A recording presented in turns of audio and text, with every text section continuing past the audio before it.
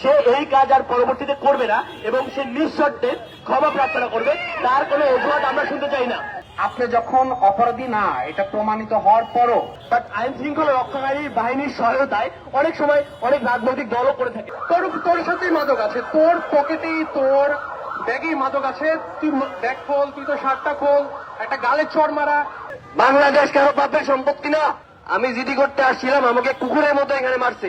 মানে সাইরেন বাজিয়ে চোদ্দতে যাওয়ার মতো একটা ব্যাপার। এই ম্যাজিক বের করলে ক্লিয়ার হয়ে যাবে যে মাদক কেমনে চলে, মাদক কারা বেচে আর কারা তাদেরকে লালন পালন করে। যে উদ্যানে কেন একজন নাগরিক হয়রানির শিকার হবে। বিপি চত্বরে বিজেপির দিকে তাকিয়ে বলেছিল যে সীমান্তে মানুষ মরে, বিজেপি কি করে।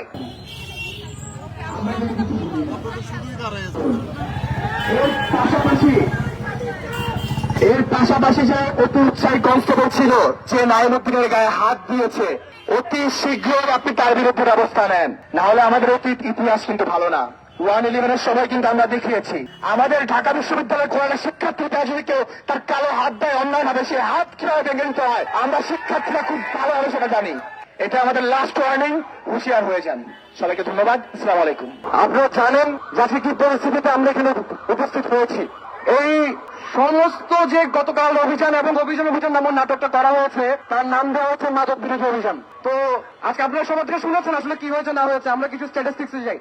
এই মাদক বিরোধী অভিযান যারা করলো, দুনিয়া জুড়ে যত মাদক গ্রহণ করে আর কি মানুষ, তাদের উপর চালানো একটা গবেষণা মতে 60 থেকে 80% মাদকাসক্ত লোক ওপেন স্পেসে মাদক গ্রহণ করে না। অর্থাৎ যদি আপনি উদ্যানে আসলে মাদককে নিয়ন্ত্রণ করতে চান, তার সবচেয়ে ইফেক্টিভ সলিউশন হচ্ছে উদ্যানের সমস্ত গেট খুলে দেওয়া এবং উদ্যানের সমস্ত মানুষের অ্যাক্সেস নিশ্চিত করা, যে কোনো বয়সের, যে কোনো পেশার এবং যে কোনো মতের মানুষের। তো এই কাজটা না করে উদ্যানে অভিযানের নামে নাটক কারা করে এবং কি করে তা দিয়ে এবং তাদের কি লাভ হয় সেটা আমরা গত 10 বছরে যেমন দেখেছি, 10 বছর ক্যাম্পাসে পড়তে দেখতে পাচ্ছি। আমরা নিজের বড় ভাই সাম্য ভাইকে হারাইছি এই প্রক্রিয়ায়। আপনারা জানেন যে নাইমুদ্দিনকে নিয়ে আজকে এখানে কথা হচ্ছে।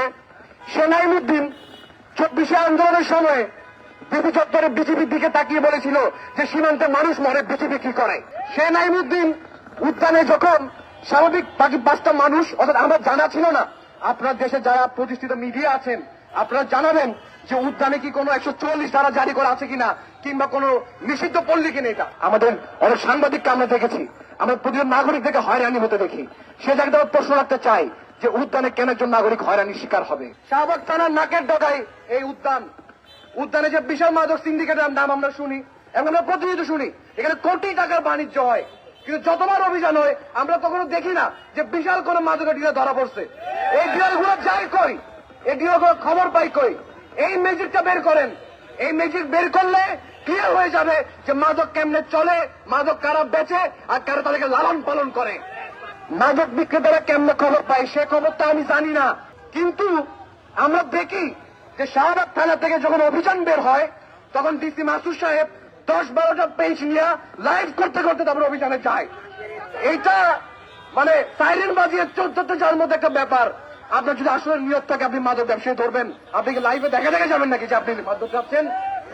এই গেল সব। এবং এই লাইভে দেখানো, লোক দেখানো যে সংস্কৃতি, এই সংস্কৃতি ফলাফল কি? গত 10 বছর আমরা টিভি হারুন টারুন অনেকে দেখে শিখছি। সে অ্যাকচুয়ালি একজন সেলিব্রিটি পুলিশ এবং সে সবসময় তার চারপাশে হচ্ছে সাংবাদিকদের রাখে। সে যখন রেইডে যায় সাংবাদিকদের নিয়ে যায়। মানে এখানে কিন্তু অনেক সময় একজন ব্যক্তি, নিরাপরাধ ব্যক্তিরও হচ্ছে কনস্টিটিউশনাল রাইট ভায়োলেন্স হচ্ছে।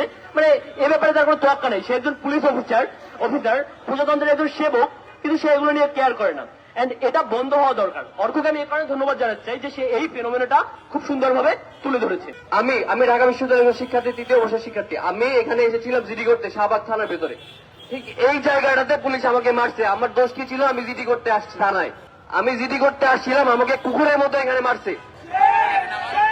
আমার পকেটের ফোনটা আমার ধার করা টাকায় কেনা, ওই ফোনটাকে চূর্ণ বিচূর্ণ করে ফেলছে পুলিশ। ওখানে কনস্টেবল ছিল নাকি এসআই ছিল নাকি ওসি ছিল আমি জানি না, সবাই মিলে আমাকে মারছে, পশুর মতো মারছে। আমি কি করেছিলাম? আমি থানায় জিডি করতে আসছিলাম। ডিসি মাসুদ সাহেবকে বলতে চাই, আর্গুমেন্ট এখনো বাকি আছে। আপনি আসেন, আর্গুমেন্ট এখনো বাকি আছে। বাংলাদেশ কারো বাপের সম্পত্তি না। বাংলাদেশ আপনার, বাংলাদেশ আমার, বাংলাদেশ সবার। এই দেশে থাকতে হলে সবাই মিলেমিশে থাকতে হবে। আপনি একা যেটা চাইবেন সেটা করতে পারবেন না। আপনি টিকটকে অনেক সেলিব্রিটি আসতেছেন, ক্যাম্পাসে এসব দাদাগিরি চলবে না। ইতিহাস ভুলে যায়েন না। আপনারা যদি সহনশীল না হন ইতিহাস বলে যায় না, ক্যাম্পাস থেকে আপনাদের লাঠি মেরে বের করতে আমাদের সময় লাগবে না। ভেতরে সিসিটিভি আছে, শাহবাগ চত্বরে সিসিটিভি আছে, কিন্তু এখানে নাকি সিসিটিভি নাই। অথচ এই যে দেখেন দুইটা সিসিটিভি দৃশ্যমান দেখা যাচ্ছে, এই সিসিটিভি সম্পর্কে ওনারা জানে না। আমাকে মারা হয়েছে এটা সম্পর্কে ওনারা কোনো বিচার করবে না। ওনাদের কাছে নাকি সিসিটিভি নাই। আমাকে বলছে বাবা তুমি বিষয়টা মেনে নাও, আমরা কিছু করতে পারবো না। প্রথমে আপনাকে ডিএসকেলেট করতে হবে, আপনি সিচুয়েশনকে এসকেলেট করতে পারবেন না। আপনি শুরুতেই তাকে গিয়ে জাম্প করতে পারবেন না, তার উপর মারতে পারবেন না যে তোর সাথেই মাদক আছে, তোর পকেটেই তোর ব্যাগেই মাদক আছে, তুই ব্যাগ খোল, তুই তো শার্টটা খোল, একটা গালে চড় মারা। এইটা কি ধরনের সভ্য একটা দেশের সভ্য একটা দেশের ব্যবহার হতে পারে, এটা আমার কোয়েশ্চেন। মানুষের মানবাধিকার লঙ্ঘিত হয়েছে। এটা শুধুমাত্র পুলিশ করেনি, অনেক সময় রাজনৈতিক নেতারাও করেছে, বিভিন্ন ছাত্র সংগঠনের নেতারাও করেছে। তো আমরা যখন এখানে কথা বলতেছি আমাদের এই জিনিসটাও মনে রাখা উচিত যে এই ধরনের অপরাধগুলো, এই ধরনের ভায়োলেন্স গুলো সবসময় আইন শৃঙ্খলা রক্ষাকারী বাহিনীগুলো করে না, বাট আইন শৃঙ্খলা রক্ষাকারী বাহিনীর সহায়তায় অনেক সময় অনেক রাজনৈতিক দলও করে থাকে। আমরা পূর্বে ছাত্রলীগকে দেখেছি, পরবর্তীতে আমরা আরো অনেক রাজনৈতিক দলকে দেখেছি।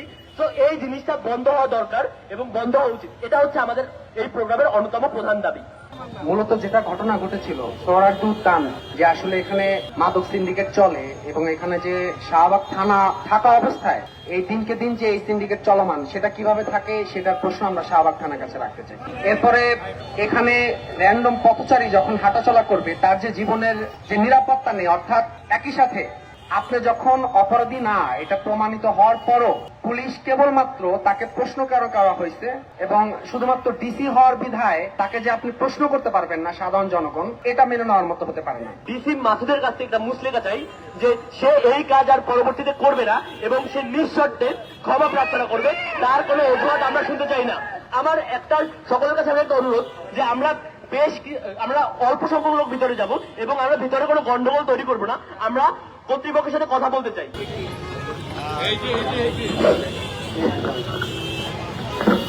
এই আছে, তার আছে, নিচে তার আছে।